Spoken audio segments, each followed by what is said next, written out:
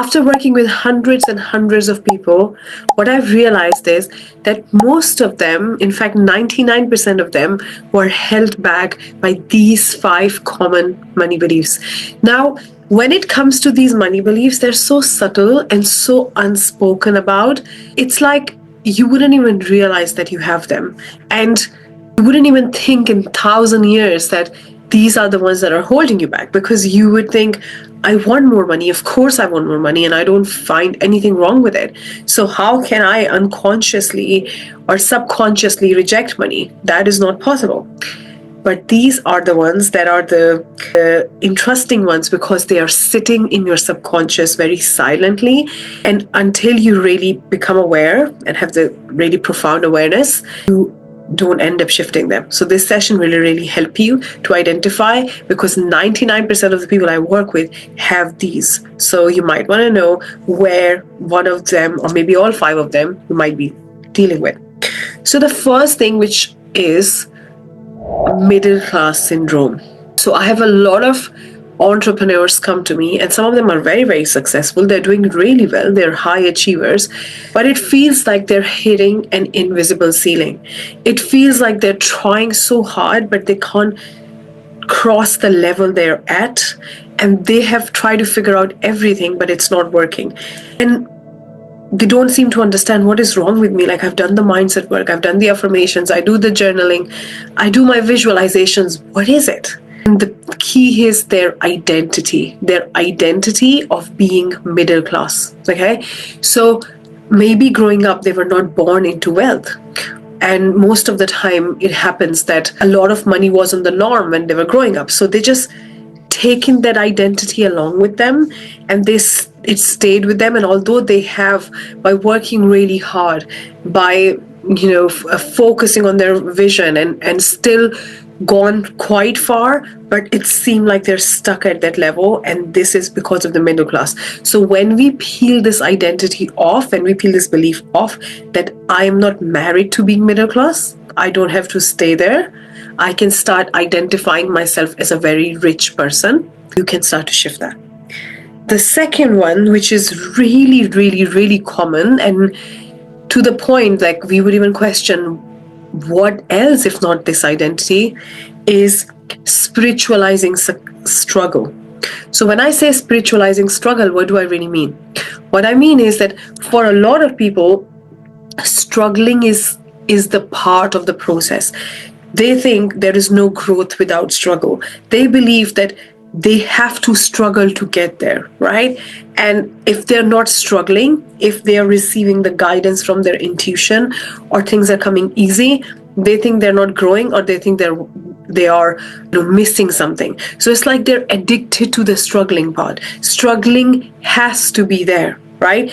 And in all the YouTube videos, and even sometimes in the reels and stuff, we are always like shown this, that you have to struggle, you have to sacrifice, you have to do these kind of things. So it's so much of a norm now that we often question that, really, is there a different way? Can it be possible?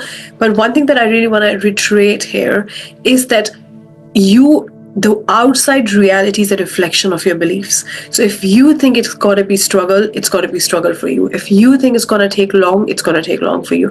If you think it requires sacrifices and compromises and not spending time with your family, that's going to be true for you. So yes, it's struggle for a lot of people, and the reason being because they believe it's got to be that way, right? But there is an easier way.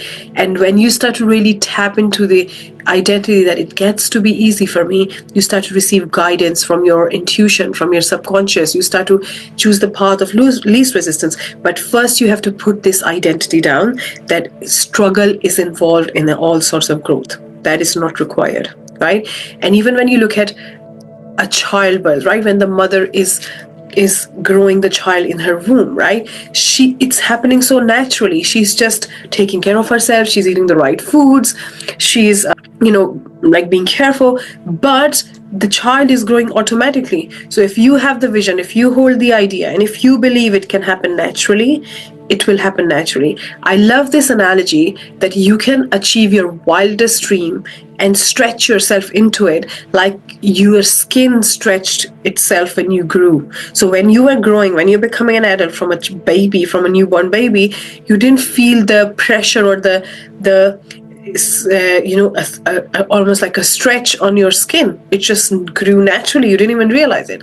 So when we choose the effortless way, it becomes natural. The other thing, which is really, really common for high achievers, is to feel guilty, feel that I'm a bad person for wanting more money. Maybe I'm greedy. Maybe something is wrong with me. Why I want that when other people are struggling, right?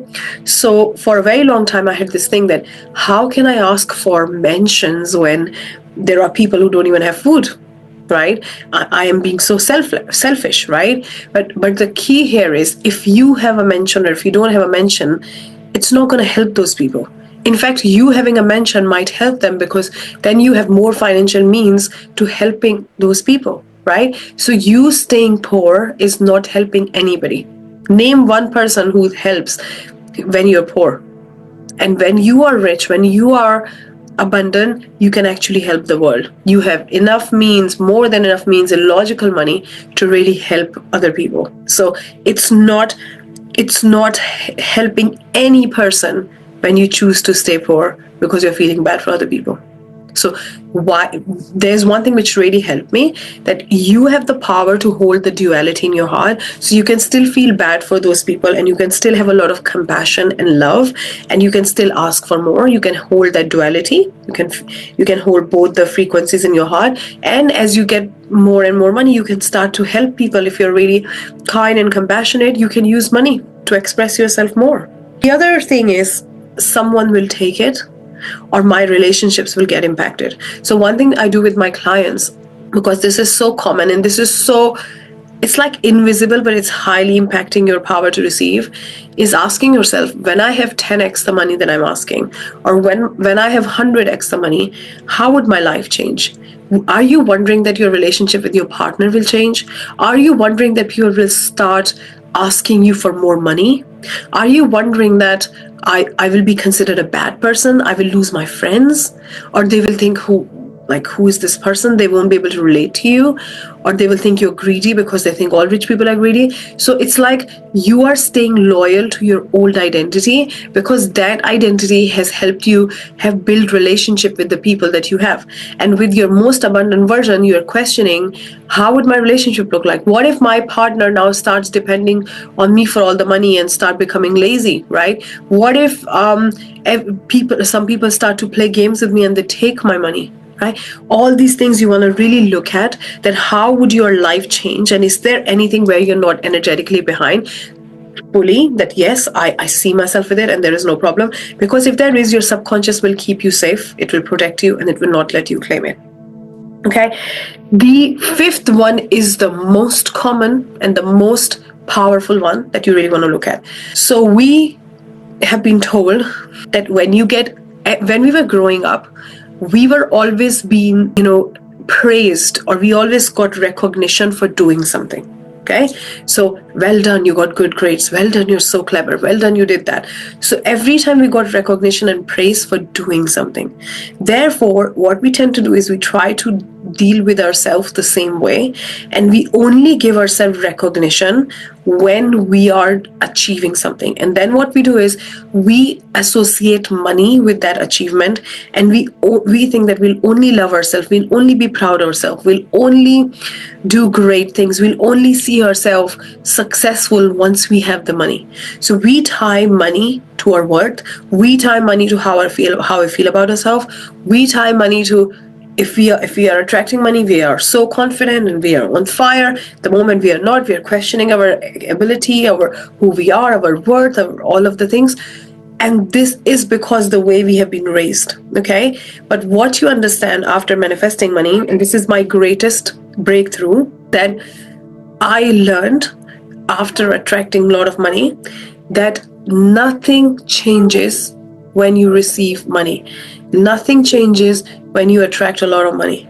The only thing changes is that you have an easier life. You can pay for things. You have more flexibility. But you as a person, you don't change. If you find a little bit that you're clumsy, you're gonna still be clumsy. If you find sometimes that when you wake up and you're dropping the kids and there is so much going on and you feel a little bit like all over the place, you'll still feel that. So we tie receiving money to I'll be so perfect. I will never get angry or never scream at my kids. I will be the most responsible person on the planet. I will be so wise. I will be so successful. And that's how we're putting money on the pedestal. Okay. And we are making it much more harder than it is. Right? So you receiving money changes nothing about you. If you're very funny and very crazy and very jolly, you're going to be like that. If you are, whatever you are, you're going to be like that. It's just you would have more flexibility, more ease in your life, more options, and you can be more free in your life. That's it. So let's not tie money to our worth, money to how we feel about ourselves, money to how we see ourselves. And we are not running a race trying to get to the finish line. There is no finish line. You would receive money, you would want more money. So it's about loving yourself now, finding your worth now, and completely untying how you feel about you with money. Okay, so I'm going to repeat all 5 of them very quickly. The first one is middle class syndrome. The second one is spiritualizing success, like spiritualizing struggle. That struggle is a very important thing. It's unnecessary. Don't try to add it. Feeling guilty for wanting more, worrying that your relationship dynamics will change or someone will take your money, and tying money to your worth. And I hope that helps, and I'll see you soon.